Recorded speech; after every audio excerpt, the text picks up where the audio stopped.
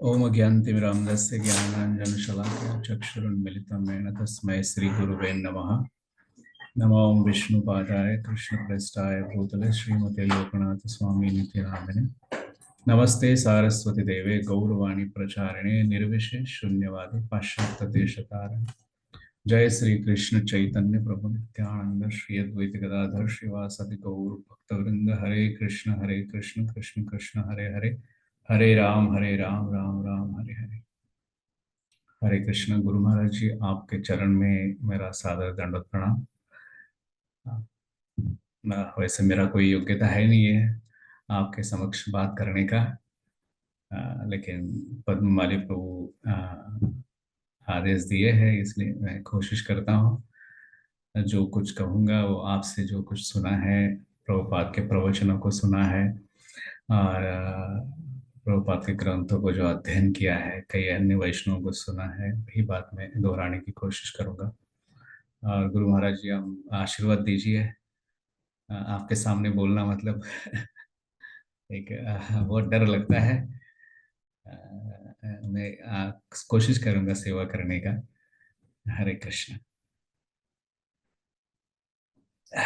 तो भौतिक संसार में लोग सुबह जब उठते हैं और एक दूसरे को जब देखते हैं तो सुप्रभात कहते हैं। और गुरु महाराज जी कहते हैं कि सुप्रभात ही केवल काफी नहीं है, बल्कि सर्वश्रेष्ठ सुप्रभात है भगवान का नाम। यदि कोई कृष्ण का नाम कहते हुए किसी को सुप्रभात कहता है, ये संसार में सबसे श्रेष्ठ स्वागत है या वेलकमिंग है। इससे बढ़कर और कुछ नहीं है भगवान का नाम।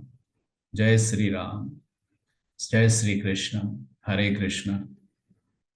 तो आज हम भगवान के नाम के बारे में कुछ श्रवण करेंगे, चर्चा करेंगे। इस चैतन्य चरितामृत में कहा गया है कि सारे संसार में जीवों का स्वरूप है, कि जीवेर स्वरूप है कृष्णेर नित्य दास, कि हम नित्य रूप से भगवान श्री कृष्ण के दास हैं। और हम सभी के हृदय में भगवान का जो प्रेम है वो नित्य रूप से है, क्योंकि हम नित्य भगवान के हैं, भगवान हमारे हैं। जैसे कहते हैं, नित्य सिद्ध कृष्ण प्रेम साध्य कबू ने श्रवण आदि शुद्ध चित्त करे उदय। भगवान श्री कृष्ण का प्रेम जो है हमारे हृदय में नित्य है, वो हमेशा के लिए है, लेकिन उसको साध्य करना बड़ा कठिन है। उसको प्राप्त करना, उसको प्रकट करना बड़ा कठिन है। लेकिन यदि हम उस भगवान के नाम को सुनते हैं, भगवान की कथाओं को यदि सुनते हैं, तो उसे क्या होगा, हमारा जो चित्त है वो शुद्ध हो जाएगा। और जैसे ही चित्त शुद्ध हो जाएगा, तब भगवान का जो प्रेम है वो क्या होगा, हमारे हृदय में प्रकट होगा। तो इसीलिए भगवान का नाम सर्वश्रेष्ठ है, उससे बढ़कर इस संसार में कोई चीज नहीं है। तो श्रील प्रभुपाद जी भगवत गीता के तात्पर्य में कहते हैं, क्योंकि कई बार कई सारे लोग कई सारे मंत्रों का उच्चारण करते हैं, कई सारे मंत्रों को जप करते हैं, लेकिन भगवान श्री कृष्ण का नाम ये सर्वोत्तम और सबसे श्रेष्ठ है। जैसे प्रभुपाद जी कहते हैं तात्पर्य में, ओमकार, ब्रह्म और भगवान श्री कृष्ण, इनमें कोई भेद नहीं है, वे एक ही है। कहते हैं कि ये जो ओमकार है, ये ओमकार भगवान श्री कृष्ण का निर्विशेष ध्वनि है। हम्म। और जब हम हरे कृष्ण महामंत्र का जप करते हैं या हरे कृष्ण बोलते हैं, तो इसमें ये इंक्लूड है, इसके अंदर में ये आता है। ये अलग से नहीं है, अलग से हरे हरे कृष्ण महामंत्र छोड़कर ओम ओम करने की आवश्यकता नहीं है। क्योंकि हरे कृष्ण, भगवान श्री कृष्ण का नाम ये डायरेक्ट है ना, ये प्रत्यक्ष भगवान कृष्ण से क्या करता है, जोड़ता है। इसलिए देखिए, यदि नाम को कोई देने वाला है जीवों को, तो वे है कौन है, भगवान के भक्त, संत महात्मा। वही क्या करते हैं, जीवों को दया करके वो नाम को देते हैं। और हमारे बीच में आप देखिए, हम लोग का कितना सौभाग्य है कि गुरु महाराज जी शरीर का शरीर स्वास्थ्य ठीक नहीं होने पर भी फिर भी आते हैं। उनका उनके मुख से हमें सुनने के लिए मिलता है बार बार भगवान की कथाएं, उनका भगवान का नाम। इसलिए क्योंकि ये साधु का स्वभाव होता है, प्रभुपाद जी का स्वभाव है, तुकाराम महाराज जी का स्वभाव है, बड़े बड़े संतों का ये स्वभाव होता है कि वो क्या करते हैं, जीवों को संग प्रदान करते हैं ताकि वो उनका जो हृदय है, उनके हृदय में भगवान का प्रेम है, लेकिन जब तक हम उनसे सुनेंगे नहीं तब तक क्या होगा कि वो चित्त शुद्ध नहीं होगा और उसके अंदर भगवान कृष्ण का जो प्रेम है वो प्रकट नहीं होगा। तो इसलिए महात्माओं का हृदय में जो दया भाव होता है, जैसे तुकाराम महाराज जी, श्रील प्रभुपाद जी, हमारे गुरु महाराज, ये संत कैसे होते हैं, कहते हैं कि ये एक वैद्य के जैसे होते हैं, डॉक्टर के जैसे होते हैं, वैद्य। और ये क्या करते हैं, सब ये जीवों के लिए सबसे विशेष वस्तु को क्या करते हैं, ढूंढते हैं। यानी कि इस संसार में हम सभी लोग पेशेंट हैं, हम बीमार हैं इस संसार में। तो पेशेंट के लिए क्या, किस चीज की जरूरत होती है, एक रोगी के लिए किस चीज की जरूरत होती है, वो है दवाई की जरूरत होती है। तो ये जो दवाई है ये ढूंढने का कार्य करते हैं, ये दवाई लेके आते हैं, भगवान के धाम से आते हैं और आते समय क्या करते हैं, मेडिसिन लेके आते हैं, क्योंकि वे जानते हैं संसार में सारे जीव क्या है, बीमार है, तो इनकी दवाई की जरूरत है। हम्म। तो देखिए, लेकिन जीवों का एक संसार में क्या है ना, प्रॉब्लम है, उनकी क्या समस्या है, वो कोई दवाई यदि चाहते हैं, वो जानते हैं कि बीमार है, हम कई लोग तो ऐसे संसार में होते हैं कि उनको वो बीमार है ये भी उनको पता नहीं चलता, वो बस सफरिंग करते रहते हैं संसार में। हाँ। तो उनका एक क्या प्रॉब्लम है कि एक्चुअली 6 चीजें हैं। हाँ। उसमें पहला है कि वो चाहते हैं मुझे जो दवाई है वो आराम से मिले, मुझे कोई उसके लिए श्रम न करना पड़े। और दूसरा चाहता है, दूसरी चीज है कि वो चाहता है कि वो दवाई कैसी होनी चाहिए, मीठी होनी चाहिए, उसमें मिठास होनी चाहिए तभी मैं खाऊंगा।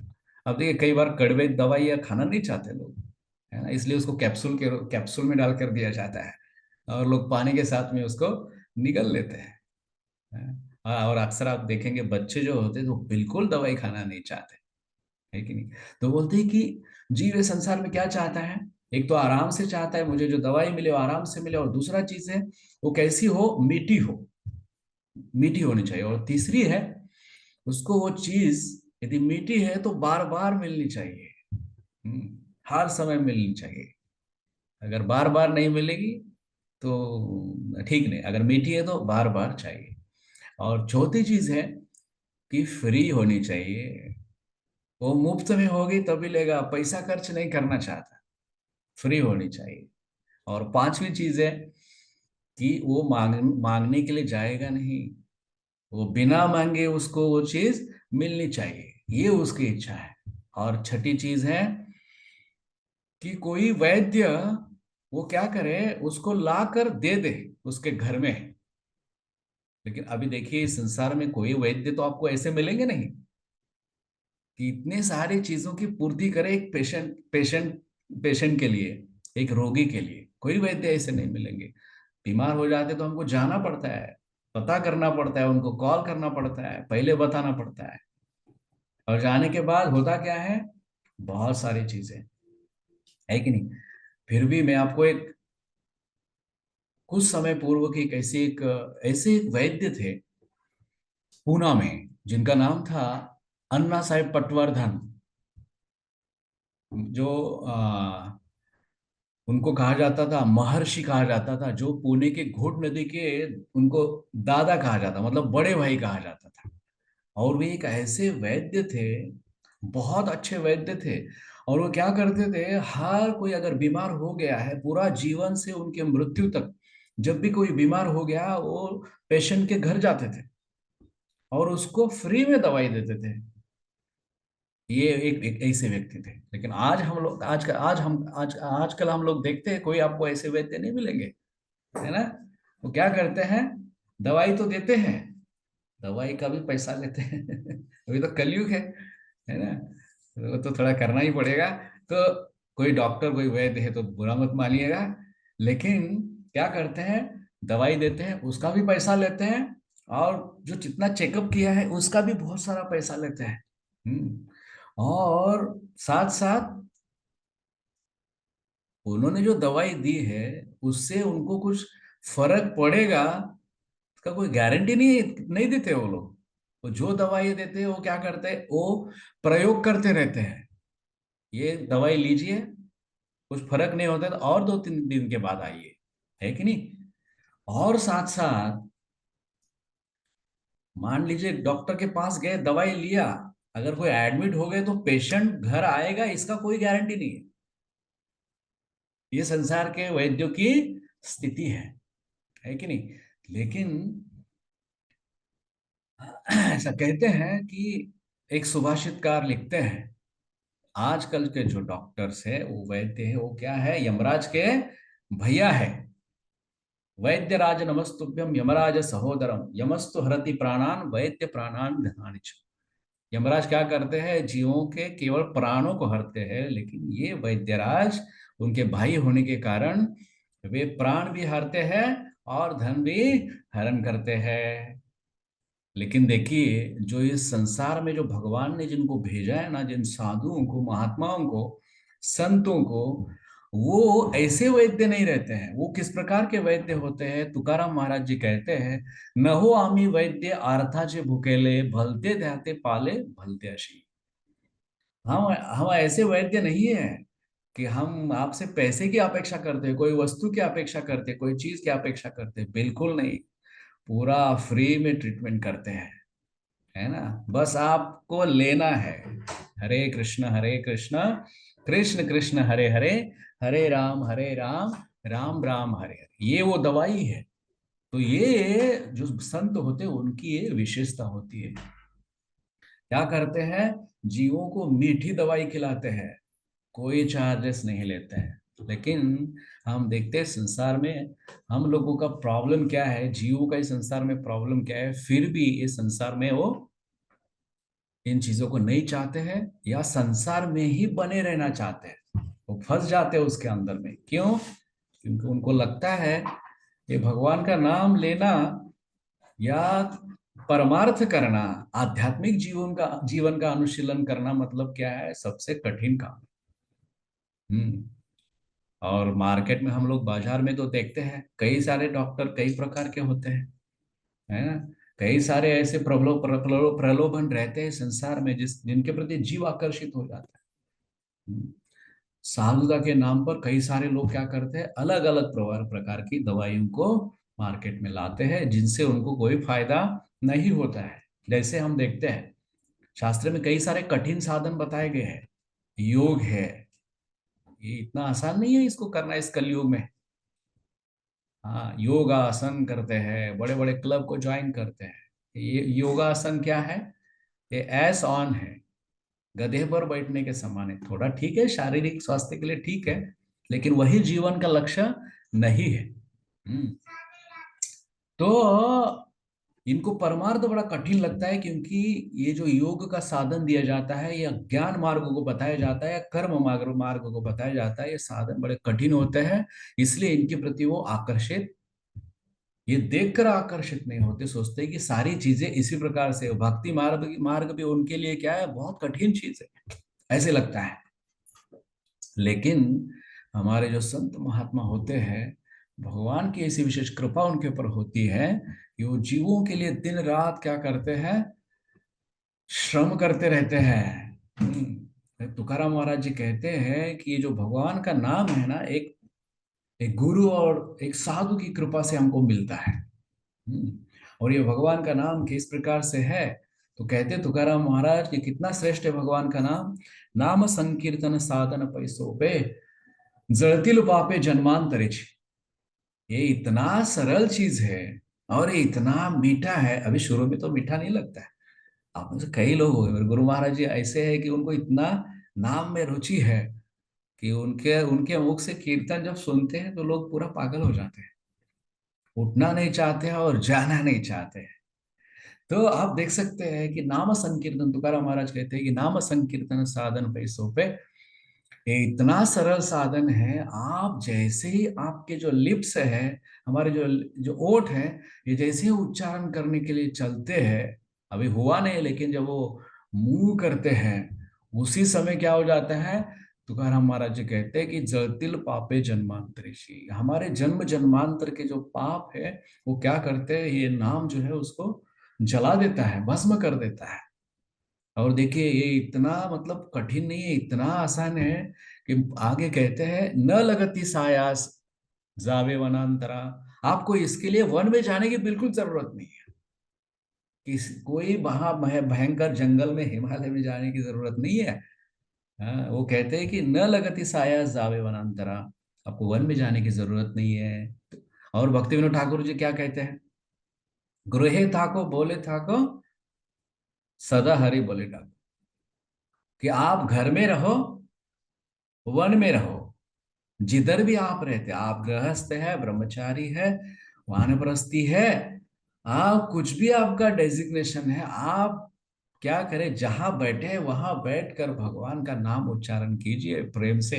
हरे कृष्ण कृष्ण कृष्ण हरे हरे, हरे राम राम राम हरे हरे। इससे होगा क्या, इससे सबसे बड़ा फायदा होगा, जो बड़े बड़े ऋषि मुनि हजारों हजारों सालों तक ध्यान करते रहते हैं भगवान का एक नख को पकड़ने के लिए, देखने के लिए, लेकिन नहीं कर पाते हैं, है ना।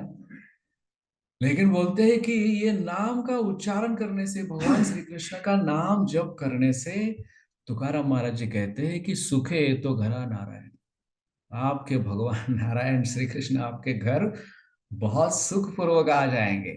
आप मुख से भगवान का नाम लेंगे और कान से जितना श्रद्धा पूर्वक, भी ये नाम ही कृष्ण है ऐसा बोलते हुए यदि आप उसको गाते रहेंगे, बोलते रहेंगे, तो क्या करेंगे भगवान, वो मुख से बाहर आएंगे और कान से हमारे हृदय में सुख प्रवेश प्रविष्ट हो जाएंगे।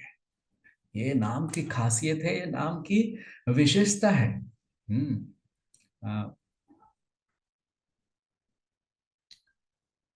आ, तो कहते हैं कि इस ये जो हमारे जाने अनजाने में संसार में हम लोग बहुत सारे पाप करते रहते हैं। हम्म, और कहते हैं कि ये भगवान का नाम इतना शक्तिशाली है कि कोई भी कैसे भी, हाँ, हमारा जो पाप है वो कितना भी हो, कैसे भी हो, क्या करते हैं कि भगवान का नाम इतना शक्तिशाली है कि वो उसको जलाने में सक्षम है, उस पापों को, बुरे कर्मों को नष्ट करने में सक्षम है। तो शास्त्र में बताए गए हैं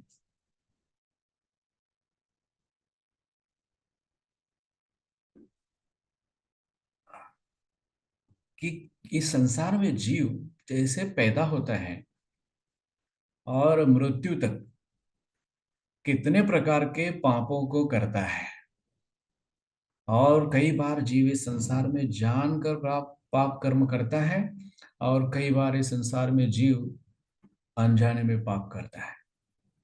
हम्म, जब घर गृहस्थी में कोई प्रवेश करता है तो जाने अनजाने में पाप कर्म होते हैं। अगर कोई भगवान का नाम चिंतन नहीं करता है, अगर कोई ऐसे ही संसार में विचरण करता है, तो कोई भी हो, उसके द्वारा भी संसार में पाप कर्म होते रहते हैं। कई जीवों की हत्याएं होती है, चलते हुए जीवों की हत्या, 5 प्रकार के पाप शास्त्र में बताए गए हैं, है ना। कि चलते हुए, हाथ सुबह उठते हैं झाड़ू मारते हैं तो पाप होते हैं, कई जीव मरते हैं, हाथ को मलते हैं तब भी पाप होते हैं, कुकिंग करते हैं उस समय पाप होते हैं, कई सारे जीव मर जाते हैं, है ना। तो कई जगह पर हमारे से जाने अनजाने में पाप कर्म हो जाते हैं, लेकिन कहते हैं कि ये भगवान का नाम जो है, श्री कृष्ण का नाम इतना शक्तिशाली है कि ये इन सारे पाप कर्मों को क्या करता है, खत्म करता है, भस्म करता है। तो मैं पद्मवाली प्रभु से सवा 7:15 खत्म करना है, 3 मिनट बचे हैं। मैं प्रोजेक्ट 5 मिनट एक्स्ट्रा कर सकते हैं, लेट शुरू हुआ ना थोड़ा, 7:20 जी तक जी। आपका टॉपिक कवर कर लीजिए प्रोजेक्ट, नो प्रॉब्लम। मुझे लगता है कि पूरा नहीं हो पाएगा, जितना होता है उतना करें। Okay okay. तो कहते हैं कि कितने प्रकार के पाप है जो जाने अनजाने में होते हैं। तो बोलते हैं कि ये जो पाप है वो 3 प्रकार के हैं। कौन से हैं? वर्तन्ते पापिनां देहे पापानि त्रिविधानि च, महापापोपपापानि पापन्नेव स्मृतानि च। ये कितने प्रकार के पाप हैं?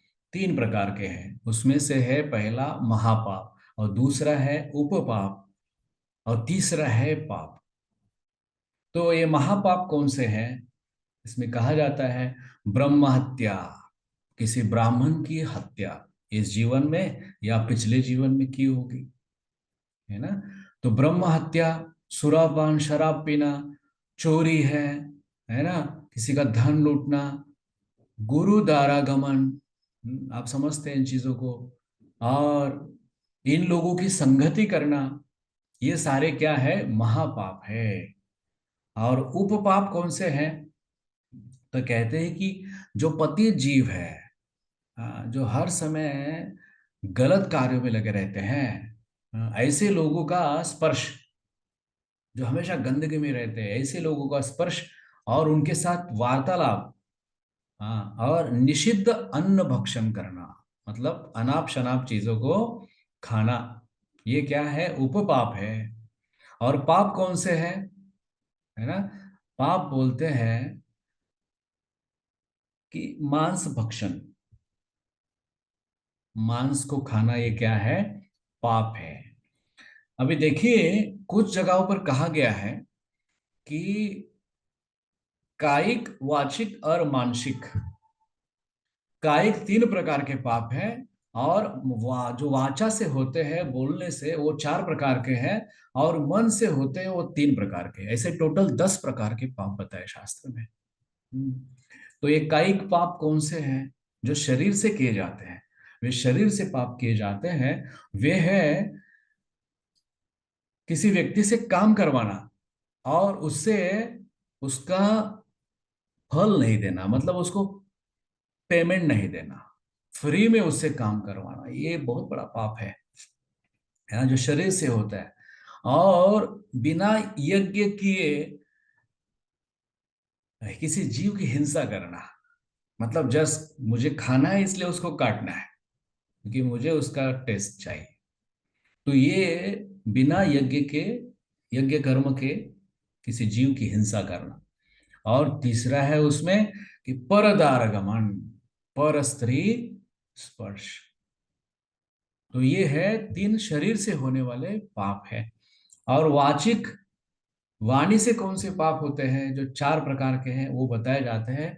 किसी व्यक्ति के साथ में कठोर भाषण करना, कठोर बोलना किसी व्यक्ति को और उसको दुखी बनाना।